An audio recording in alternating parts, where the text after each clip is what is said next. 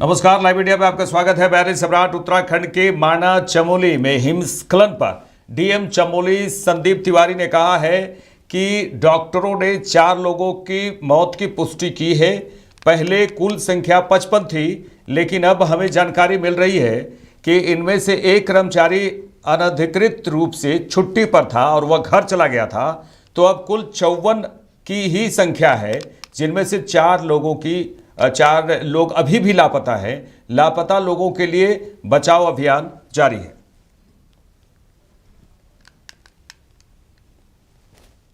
देखिए, जो ऑपरेशन कल चल रहा है, तो कल देर रात डॉक्टर्स ने 4 लोगों की डेथ की कंफर्मेशन की है और अभी 4 लोग मिसिंग हैं।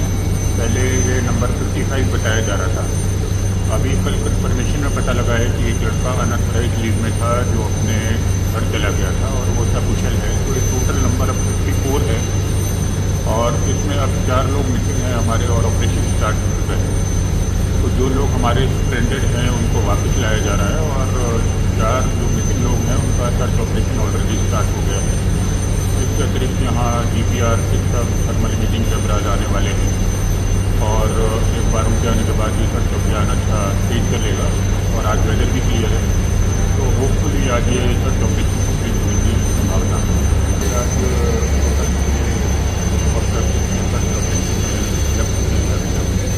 और इसके अलावा एक MI जो GPR को लेकर आएगा, अभी वो देहरादून में है और NDRF के जवान और उनके स्लीपर डॉग यहाँ से रवाना किए जा रहे हैं और ऑलरेडी वहाँ NDRF मौजूद है जो लगातार। चलिए आगे बढ़ेंगे। आरजेडी नेता तेजस्वी यादव के ट्वीट पर जेडीयू नेता नीरज कुमार ने कहा है कि तेजस्वी यादव बहुत परेशानी में हैं। उनके पिता ने ऐसा कृत्य किया है कि पूरे परिवार को कानून के लपेटे में ले लिया।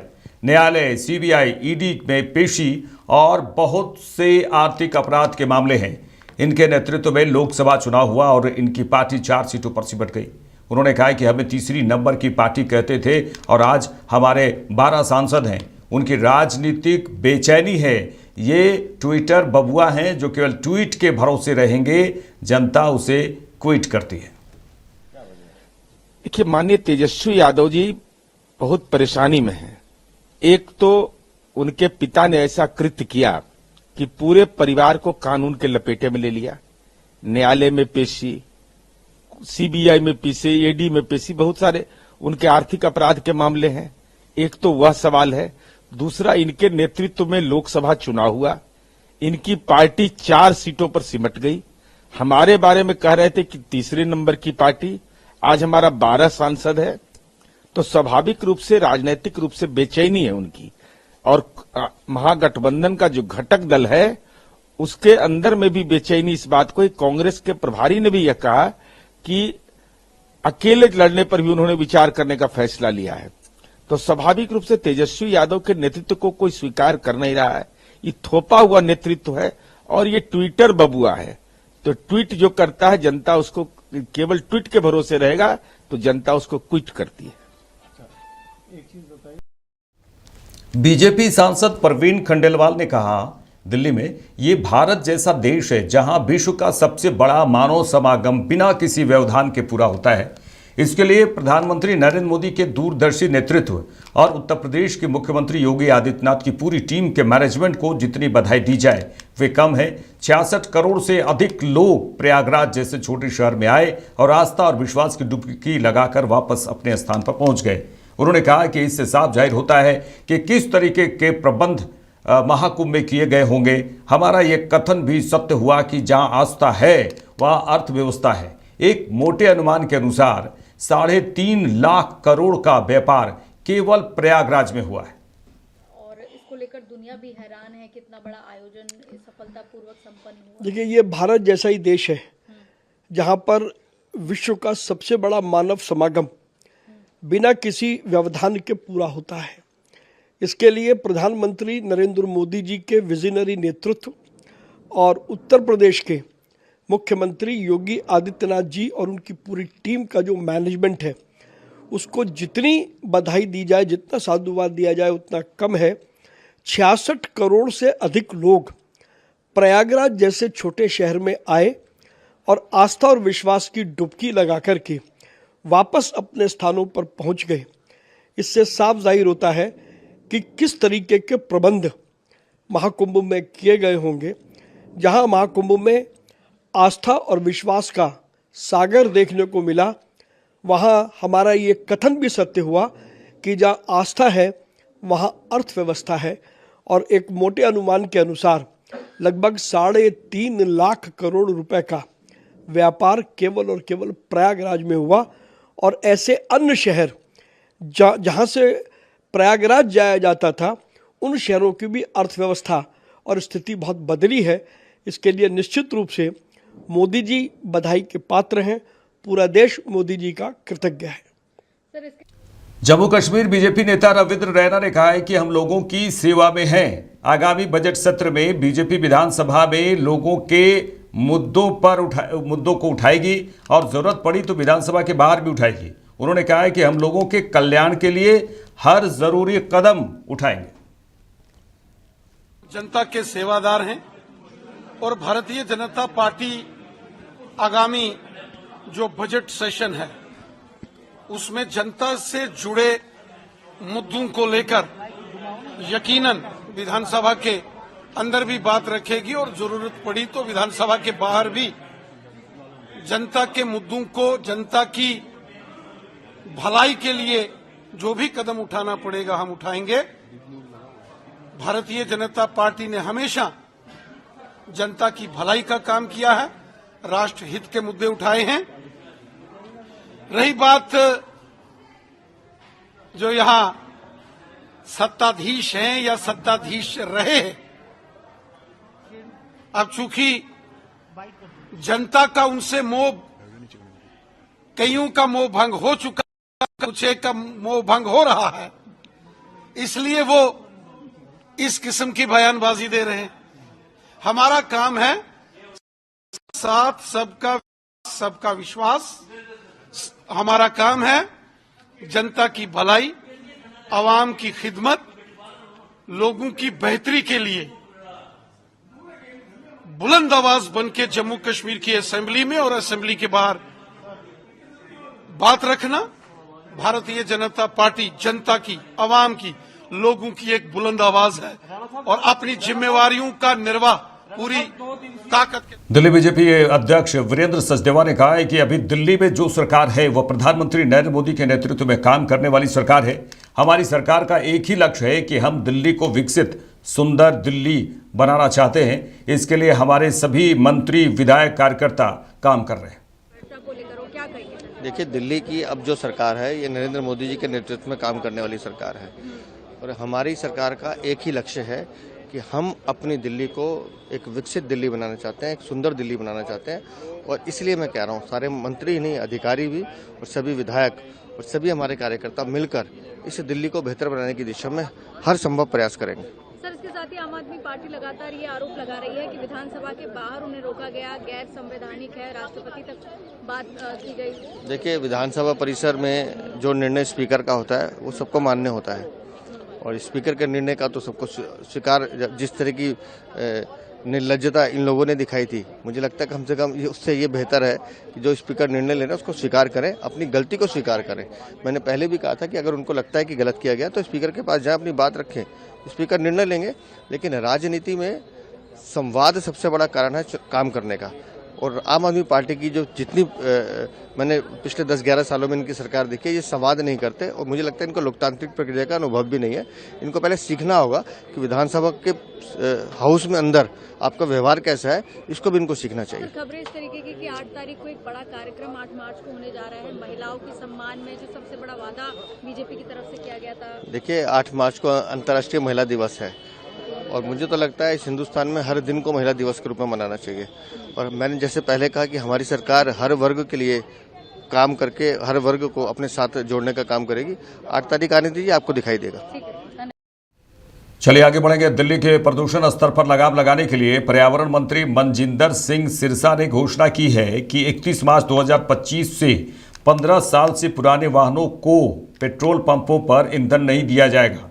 इस पर एक स्थानीय व्यक्ति ने कहा कि जो कामकाजी लोग हैं वो किस्त पर गाड़ी लेते हैं, उस लोन से मुक्त होने में 7 से 8 साल लगते हैं। जब उसे महसूस होगा कि अब ये मेरी अपनी गाड़ी है तो तब पेट्रोल देना बंद किया जाएगा, तब ये वे अपने आप को ठगा महसूस करेंगे। जब गाड़ी का मालिकाना हक उसके पास आया तो पेट्रोल नहीं है। गाड़ियों में कुछ ऐसे बदलाव किए जाएं जिससे गाड़ी का प्रदूषण स्तर अपने शुरुआती स्तर पर आ जाए, न कि गाड़ी को पूरी वैल्यू को खत्म कर दिया जाए। कि जो सर्विस क्लास लोग हैं वो जो लोन पे गाड़ी लेते हैं और जब वो लोन से फ्री हो जाती है गाड़ी तो उसमें अमूमन 7-8 साल लगते हैं। जब उसकी अपनी गाड़ी हो जाएगी, जब उसको ये फील आएगी कि मेरी अपनी गाड़ी हो गई और तब उसको फ्यूल देना बंद हो जाएगा तो वो अपने आप को ठगा हुआ महसूस करेगा कि जब उसकी गाड़ी, उसकी ओनरशिप उसके हाथ में आई तो उसके पास पेट्रोल नहीं है, खाली बंदूक बगैर गोली की वो उसके पास आ गई। पर ये सरकार ये चाह रही है पोल्यूशन, क्योंकि दिल्ली में हम लोग सब बोलते हैं बहुत पोल्यूशन है, तो उसको कम करने के लिए एक स्टेप आगे ले रही है सरकार। तो आप कैसे देखते हैं अपने? देखिए, जो गाड़ी का जो पोल्यूशन है उसकी जो टोटल पोल्यूशन दिल्ली में उसकी एक परसेंटेज है मात्र। जो बहुत सारा पोल्यूशन है वो डस्ट से और फैक्ट्रीज से आता है, तो उस पे कुछ ज्यादा उनपे कुछ इम्प्लीमेंटेशंस करनी चाहिए उनको। रही बात गाड़ी की, तो जो एक टाइम पीरियड इन्होंने फिक्स किया है उस टाइम पीरियड से पहले गाड़ी को कुछ किसी मैकेनिकल उसमें चेंजेस किए जाएं जिससे कि पोल्यूशन उसका जो इनिशियल स्टेज है उस पे आ जाए, बजाय इसके कि गाड़ी की जो पूरी वैल्यू है उसको खत्म कर दिया जाए। Thank you. जम्मू में केंद्रीय मंत्री जितेंद्र सिंह ने कहा है कि हम विधानसभा में विपक्ष की अच्छी भूमिका निभाएंगे।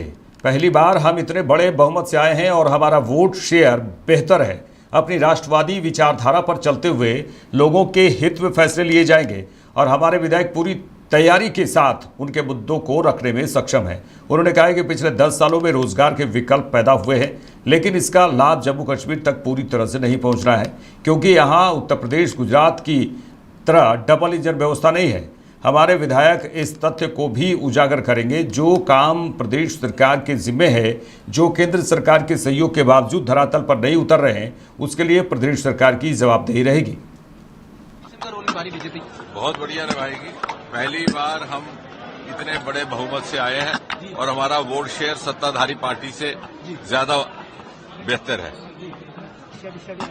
और हमारी जो राष्ट्रवाद विचारधारा है उसका पालन करते हुए जो लोगों के हित के विषय है वो उठाए जाएंगे और हमारे विधायक पूरी तैयारी के साथ तर्क, तथ्य और तुलना के साथ अपना विषय रखने के लिए सक्षम भी है और निरंतर तैयारी में भी अध्ययन भी करेंगे और उसी प्रकार अपना विषय रखने में और आप सबके साथ संवाद करने में भी सफल रहेंगे। सर, आपको क्या लगता है कि जो इश्यूज हैं, जो अनएम्प्लॉयमेंट का इशू है, बाकी इश्यूज हैं, वो भी उठाए जाएंगे? देखिए, इसमें बहुत सारी ऐसी योजनाएं हैं केंद्र की जो पिछले गत 10 वर्षों में मोदी जी के आने के बाद देश भर में रोजगार के भी विकल्प पैदा हुए, स्टार्टअप के भी विकल्प पैदा हुए, सरकारी नौकरियों में भी वृद्धि हुई है। यदि आप आंकड़े देखें तो 60-70% वृद्धि हुई है सेंट्रल सर्विसेज कमीशन की तरफ से जो नौकरियां लगाई जाती है उसमें। लेकिन उसका लाभ पूरी तरह से जम्मू कश्मीर में क्यों नहीं पहुंच रहा? क्योंकि यहां पर उस प्रकार की डबल इंजन की व्यवस्था नहीं रही जैसे गुजरात में, उत्तर प्रदेश में। ये बात भी उजागर करने का काम हमारे विधायक करेंगे और जो काम प्रदेश सरकार के जिम्मे है, जो केंद्र सरकार के सहयोग और योजनाओं के बावजूद धरती पर नहीं उतर पा रहे, उसके लिए भी जवाबदेही प्रदेश सरकार की ही रहेगी। मोदी जी ने अद्भुत योजनाएं लाई है समाज के हर वर्ग के लिए, यहां तक कि आज तक किसी सरकार ने रेहड़ी वालों की चिंता नहीं की। आपके पास स्वनिधि योजना आ गई। हमारे रिवायती काम धंधे, हैंडीक्राफ्ट और वोकेशन की कभी चर्चा नहीं हुई। आज प्रधानमंत्री विश्वकर्मा योजना आ गई, लेकिन क्यों कर वो धरती पर यहां नहीं उतर पा रहा? हमारे यहां लेवेंडर का विकल्प जम्मू कश्मीर में देश भर को दिया, लेकिन जिस प्रकार से उसकी प्रगति यहां होनी चाहिए, क्यों नहीं हो पा रही? इसके लिए प्रदेश सरकार को भी अपना योगदान देना होगा और अगर उनकी कोई दिक्कत है तो उसके लिए भी। कह रहे हैं कि गुजरात में केंद्रीय रेल मंत्री अश्विनी वैष्णव ने कहा है कि दाहोद में प्रधानमंत्री नरेंद्र मोदी द्वारा स्थापित औद्योगिक केंद्र को सभी लोग जीवन भर याद रखेंगे। इस सुविधा में निर्मित लोकोमोटिव में इस्तेमाल की गई तकनीक को देखना एक अद्भुत अनुभव था। यह लोकोमोटिव 89% मेड इन इंडिया है। यह बहुत अच्छी खबर है और उन्होंने कहा कि मैं टीम को चुनौती देता हूं कि इसे जल्द से जल्द 100% मेड इन इंडिया बनाए। हमारा सपना है कि दाहोद में निर्मित लोकोमोटिव दुनिया भर में प्रसिद्ध हो। धन्यवाद देना चाहता हूं कि दाहोद की इस पवित्र भूमि में जो मोदी जी ने एक बड़ी शिल्प, बहुत बड़ा एक इंडस्ट्रियल हब स्थापित किया है, वो जीवन भर याद रखा जाएगा। और यहाँ पे जो लोकोमोटिव बना है, आज उसकी टेक्नोलॉजी देख के इतना आनंद हुआ। शुरुआत में नई चीज़ बनने के टाइम में टेक्नोलॉजी ट्रांसफ़र, ये सब चीज़ें होने में समय लगता है, लेकिन आज शुरुआत से ही 89% मेड इन इंडिया ये लोकोमोटिव हो गया है। बहुत अच्छी बात है। मैं चैलेंज देता हूँ टीम को कि जल्दी से जल्दी इसको 100% मेक इन इंडिया करें। और जो यहाँ पे चीज़ बनेगी, दाहोद में जो लोकोमोटिव बनेगा, वो इंजन दुनिया भर में दाहोद नाम से प्रसिद्ध हो, ऐसा हमारा सबका स्वप्न है। मैंने अभी इंजन का निरीक्षण किया है। ऐसा लगता है इंजन के अंदर देखने में जैसे कोई कंप्यूटर सेंटर के अंदर हो। इतना अच्छा अंदर से पूरा व्यवस्थित तरीके से लगा हुआ है। और हमारे लोको पायलट, ALP, उनके लिए अच्छी एयर कंडीशन कैब है, उनके लिए कवच प्री फिटेड है। और जो सबसे बड़ी पुराने समय की समस्या होती थी, टॉयलेट लोकोमोटिव के अंदर ही है। लोकोमोटिव के अंदर टॉयलेट होने से हमारे पायलट भाइयों और बहनों को विशेषकर उनके लिए बहुत बड़ी एक अच्छी उपलब्धि होगी। बहुत बड़ा एक नया चेंज आएगा उनके जीवन में। चलिए आगे बढ़ेंगे। पूर्वी चंपारण जिले के मोतिहारी में गरीब, असहाय और बेसहारा लोगों के इलाज के लिए बड़ी खुशखबरी है। बता दें कि प्रधानमंत्री की महत्वाकांक्षी योजना में से एक आयुष्मान भारत योजना को धरातल पर सुचारू रूप से चलाने के लिए मोतिहारी में मेडिकल सेंटर का उद्घाटन हुआ है। बता दें कि इस केंद्र का उद्घाटन मोतिहारी के महापौर प्रीति गुप्ता के द्वारा फीता काटकर किया गया। यहां पर प्रधानमंत्री की महत्वाकांक्षी योजना आयुष्मान भारत के तहत मुफ्त में इलाज और ऑपरेशन भी किया जाएगा।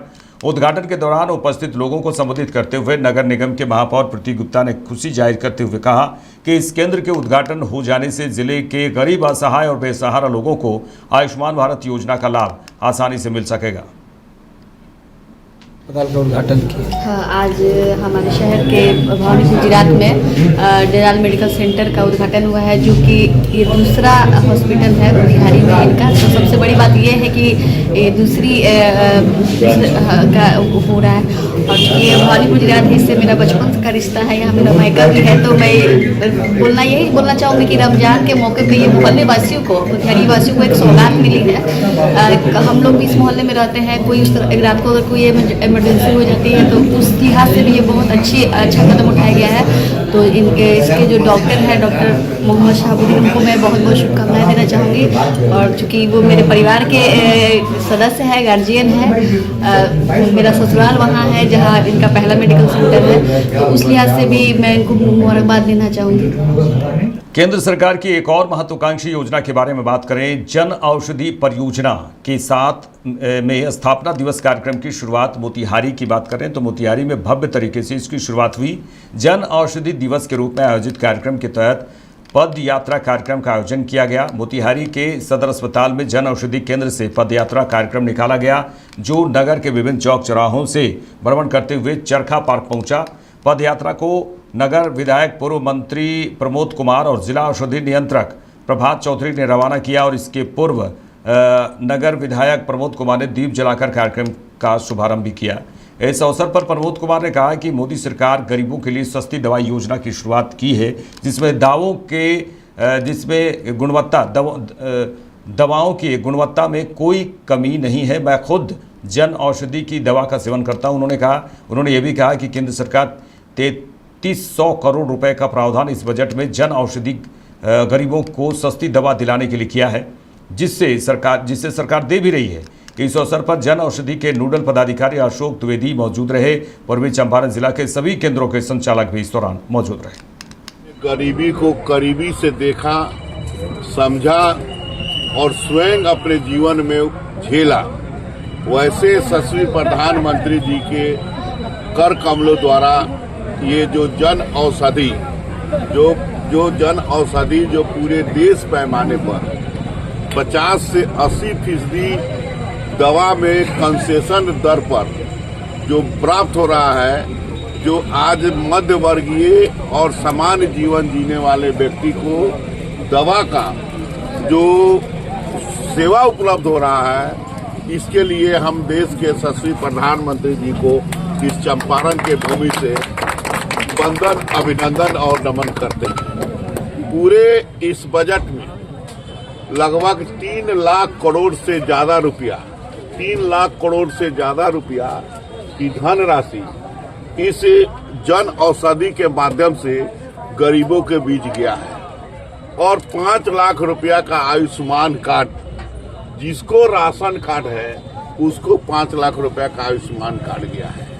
तो जो प्रधानमंत्री महोदय जो गरीबी को करीबी से देखा और उन्होंने इस सिस्टम को लागू किया, और अभी आने वाला समय में जो भी हमारे चिकित्सक बंधु हैं, डॉक्टर लोग हैं, चाहे सरकारी डॉक्टर हो या गैर सरकारी डॉक्टर हो, उनको दवा जो लिखना है, पहले जन औषधि का दवा लिखना है। अगर जन औषधि के दवा नहीं लिख रहे हैं तो सरकार अध्यादेश जारी करने जा रहा है कि उनका लाइसेंस भी रद्द किया जाएगा। तो आज गरीबों के बीच में पहले क्या था कि इलाज के लिए लोग गांव से चलता था और दवा के अभाव में उसका समुचित इलाज नहीं होता था और ये हॉस्पिटल वीरान पड़ा हुआ था।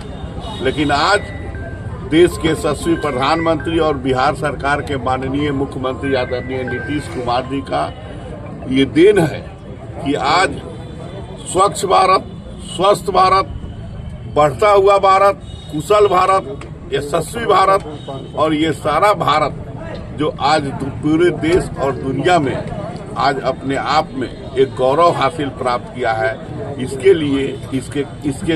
इसके लिए भी अपने देश के यशस्वी प्रधानमंत्री नरेंद्र भाई मोदी जी और इस क्षेत्र शराबबंदी वाले बिहार में शराब पर नकेल कसने के लिए पुलिस लगातार कार्रवाई कर रही है। बावजूद इसकी बेखौफ माफिया, शराब माफिया पुलिस को खुली चुनौती देते हुए शराब के धंधे में लगे हुए हैं। कुछ ऐसी ही तस्वीर गोपालगंज से आई, जहां गंडक नदी के दुर्गम और दियारे इलाके में दूर दूर तक फैले जमीन पर शराब तस्करों की अवैध भट्टियां सुलग रही थी। शराब तस्करों का ये इलाका इतना दुर्गम क्षेत्र है जहां पुलिस और उत्पाद टीम को भट्टियों को ढूंढ पाना आसान नहीं है, लेकिन बरौली और बैकुंठपुर पुलिस ने इन भट्टियों को ढूंढ निकाला। तस्वीरें गोपालगंज के बरौली थाना क्षेत्र के सुरवल गांव की है, जहां पर शराब की भट्टियां चलाई जा रही थी। पुलिस ने इन भट्टियों को चिन्हित करने के बाद ध्वस्त कर दिया और 1000 लीटर अर्धनिर्मित शराब को नष्ट किया है। वहीं शराब बनाने वाले उपकरण, गैस चूल्हा, ड्रम, गैलन को पुलिस ने मौके पर ही नष्ट कर दिया। पुलिस को इस कार्रवाई के दौरान सक्रिय शराब तस्कर फरार मिले। वहीं बैकुंठपुर थाने के पुलिस ने झाड़ी में छिपाकर रखे गए देशी शराब को बरामद कर नष्ट किया है। एसडीपीओ 2 अभय कुमार रंजन ने बताया कि होली पर्व को देखते हुए शराब माफिया सक्रिय हो गए हैं। इसी को देखते हुए सभी थाने के पुलिस लगातार अभियान भी चलाया जा रहा है थानों के द्वारा, और दियारे इलाके में सक्रिय शराब तस्करों पर कार्रवाई की जा रही है। बरौली थाने के पुलिस ने करीब 1000 लीटर अर्धनिर्मित शराब को बरामद करने के साथ ही नष्ट किया है। वहीं बैकुंठपुर थाने की पुलिस भी इस दौरान मौजूद रही।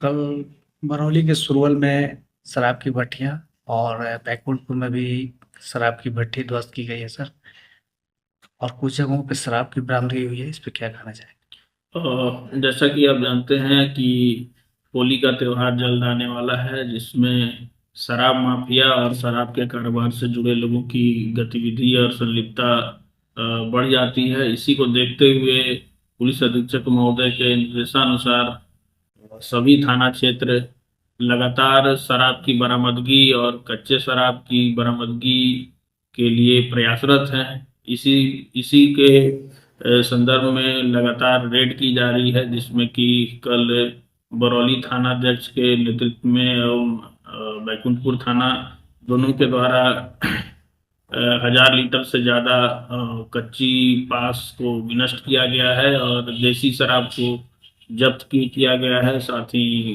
कल रात को मोहम्मदपुर थानाध्यक्ष के द्वारा भी सूचना के आधार पे विदेशी शराब बरामद किया गया है। तो हम लोग होली को देखते हुए ज़्यादा से ज़्यादा इस तरह की कार्रवाई और रेड कर रहे हैं, ताकि शराब का आवागमन कम से कम किया जा सके। मेरे साथ इस बुलेटिन में था ही। देश दुनिया के तमाम खबरों के लिए देखते रहिए लाइव इंडिया। नमस्कार।